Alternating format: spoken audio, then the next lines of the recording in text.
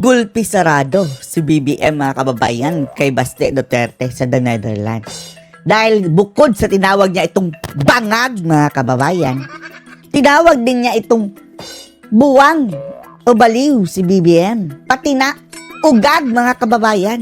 Hindi rin natin masisisi itong si Baste mga kababayan eh.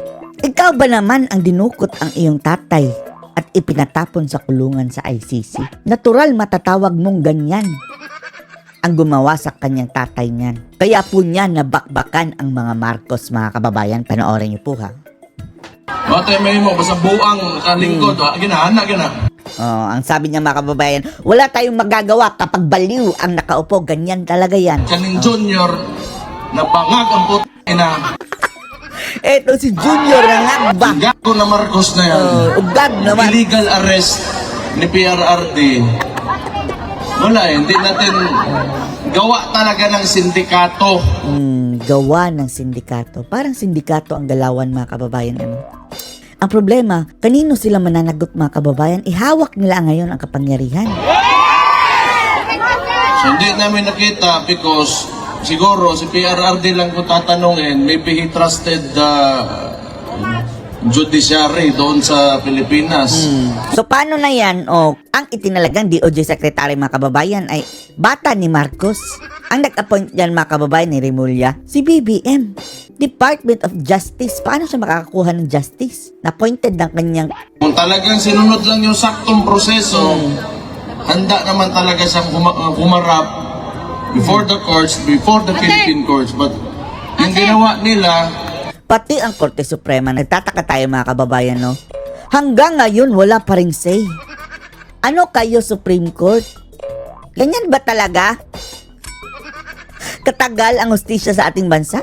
Kahit na statement man lang mga kababayan, wala. well, nakita naman nating lahat na wala talagang due process. So pagdating niya ng Manila galing Hong Kong, may eroplano na dyan. Well, technically, sa nangyari, tawag doon kidnapping talaga. Kidnapping. Dinukot mga kababayan. Arbitrary detention kung pagbabasihan natin kung ano ang current na batas mayroon tayo sa Pilipinas. Dahil yung kidnapping mga kababayan, kapag mga kidnapper ang gagawa eh. Pero sa kaso ni PRRD, gobyerno ang may gawa mga kababayan, yung mga opisyalis ng gobyerno. Kaya ang ikakaso dyan dapat arbitrary detention. Yan ang gusto nila, yung mga Marbil, yan si Torre, mga Remulla. Marbil Torre Remulla. Diyos ko. Si Marbil nagsabi na hindi lahat ng mga nagdodroga ay adik. Si Remulla, yung anak na huli sa mga kababayan, dati. Dahil sa droga din. Etong si Torre, napaka-abusado mga kababayan. Kasi ang susunod dyan, they will attempt not to go down in government and they will attempt another dictatorship. Ang tatapal ng mukha. Alam natin yan mga kababayan na etong si BBM, gaya-gaya sa kanyang ama. Nakita niyo yung mga kababayan, picture nila ni Marcos Sr. Kasama yung mga kanoan doon sa palayan na picture. Ginaya ni BBM ang gaya-gaya po tumaya sa kanyang mga kababayan, litrato. Yan siguro ang isip niyo, ginawa niya na tatay dati, gagawin ko rin. 20 years na, umupo sa pwesto, at 20 years din ako. Kaya nasabihan ni Basti, mga kababayan, na buang. Ugag at ngagba. Along with that dictatorship comes the cronies. So itong mga ambisyoso mga putaragis na ito, mga politiko at Ambisyosong mga tragis sa gobyerno ngayon na kahit mali na ginagawa pa rin, gusto niyan, they will join that dictatorship and they will be the cronies of the new Marcos, kaning Junior, na bangag ang putang ina. Ang problema pa ngayon mga kababayan, mas malala pa ito kay Senior. Dahil kung kay Senior dati mga kababayan, nag-iisa lang siyang presidente. Ngayon, 3 mga kababayan na aasta daw di umano. Mayroong presidenteng palaka, mayroong presidenteng buaya, mayroong presidenteng kuting. Yan ang sabi nila. So kaya makita niyo why unusual talaga masyado ang movement ng mga tao na nasa Unusual. gobyerno na kahit mali nilalabag yung batas pero ginagawa pa rin. It's because Garapalan. not out of their jobs or functions in government, but it's out of selfishness. Selfishness, lalong-lalo na pagdating sa budget, mga kababayan. Akala nyo sa kanila ang pera, ang mga animal? Nagkakandakuba na ang ordinaryong Pilipino sa pagbabayad ng buwis na walang choice, ha? Automatic ko, mga kababayan, sa ating paycheck. Automatic kumakaltas ang buwis sa ating binabayaran sa grocery. Automatic value-added tax. 12%. Tapos itong mga buaya, mga kababayan, akala nyo sa kanila ang pera? Bigay dito, bigay doon, lustay dito, lustay doon. Ang mga animal na mga buaya. Pero hindi talaga yan because ngayon, kahit tingnan nyo, ilang demonstrations na ang nangyari since yung gago na Marcos na yan. Yung ugag na Marcos na yan. Nagsimula yan sa kapatid ko. Wala man talaga sana akong problema. Pero, kinatawag nila magnanakaw yung kapatid ko dahil lang sa...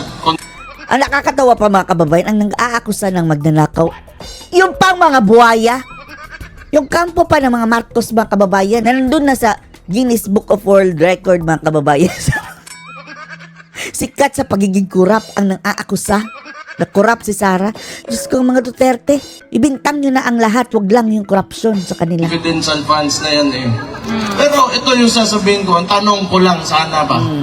Just to, for the sake of argument, kung ang presidente merong billions in terms of Pati mga mayors, mga kababayan, mayroong confidential fund. confidential funds, tapos gusto nila impeach yung kapatid ko for 425 million pesos, in terms of Yang 125, ha, sabi nila mga kababayan, ang laki, i-divide nyo yan sa 12 months. I-divide nyo yan sa lahat ng satellite offices ni Sara all over the Philippines. Yan ang pinaglaanan ng confidential fund, mga kababayan.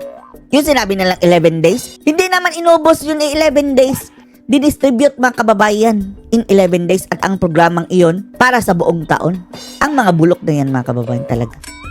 Grabe kung tapos sila, na natambalusos, mga kababayan, namimigay ng ayuda.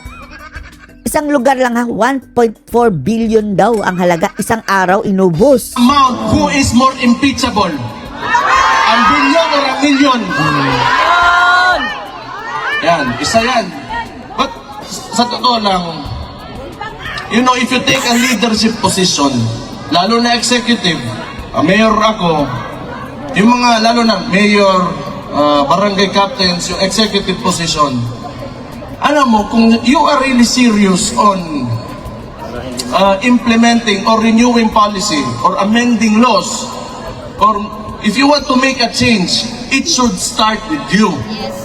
Kung sinasabi sana nitong Marcos na ito na masama may confidential funds, then it should start with him, pababa. So, O tanggalin na lang yan. Pero ang matutuwa din yan, mga kababayan, yung mga kriminal. Okay lang naman yung confidential fund, mga kababayan, kung nagagamit talaga ng tama. Kagaya na dating Pangulong Duterte, durog ang mga NPA. Kahit ano pa man, mga kababayan, nasa batas yan eh.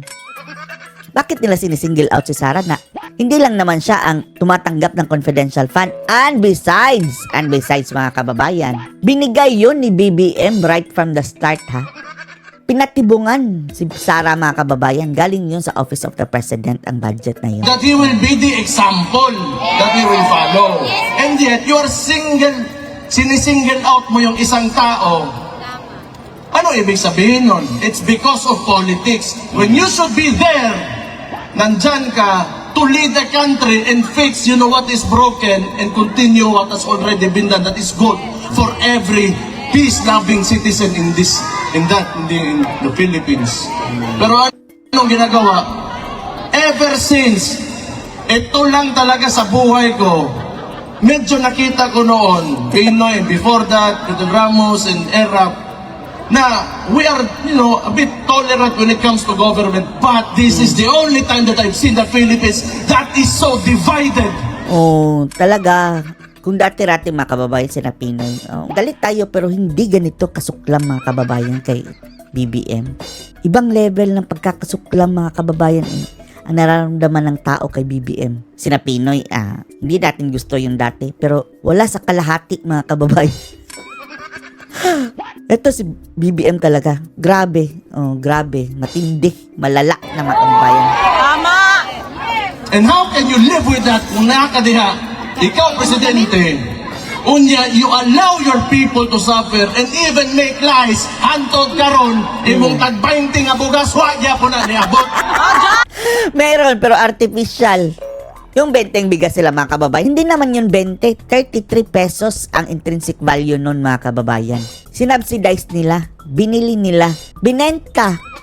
Kumita pa sila ng 20. Hindi naman yun 20 na pinangako mga kababayan ay na natural price, no? Batay may mo, basta buang kalingkod, ginahana, gina. Wala tayong magagawa kapag baliw yung nakaupo. Tinawag na baliw na. Tingnan nyo, kahit kasama nila sa alyansa, nung pagpanalo ni Ping Lacson, what did he say?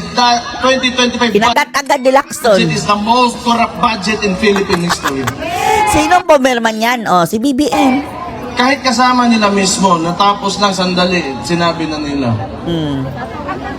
Wala talagang... Sa totoo lang, hindi ko maintindihan why they can afford to do all of this. And 2028, matatapos din ang termino ni Marcos eh. Naganagot din So kayo. anong gusto niya? Di ko talaga alam.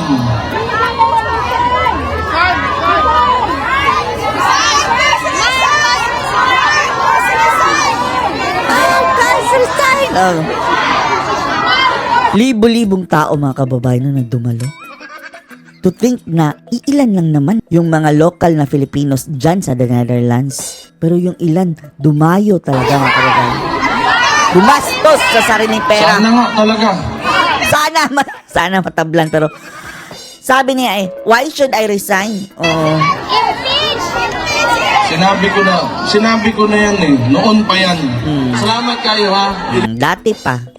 Hindi tayo naniwala Minarningan tayo ni Tatay Digong. Hindi tayo naniwala. Sabi natin, ang kasalanan ng ama, hindi kasalanan ng anak.